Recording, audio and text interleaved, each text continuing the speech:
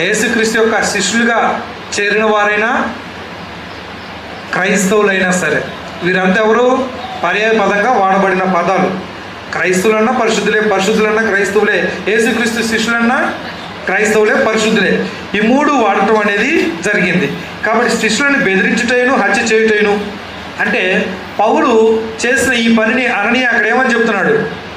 పరిశుద్ధులకు కీడు చేసిన వాడు అంటున్నాడు.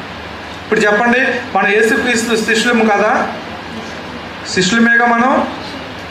సమస్త జనులను శిష్యులనుగా చేయుడి అంటే అర్థం ఏంటి? బాప్తిస్మం ద్వారా మనము దేవునికి జన్మించాం అంటే యేసుక్రీస్తుకి ఏమవుతున్నాం? శిష్యులం అవుతున్నాం. మరి యేసుక్రీస్తు శిష్యులను అననీయ ఏమన్నాడు? పరిశుద్ధులు అన్నాడు. పరిశుద్ధులు అన్నాడు. ఇష్టమేనా? నీవు పరిశుద్ధుడివేనా? నీవు పరిశుద్ధుడు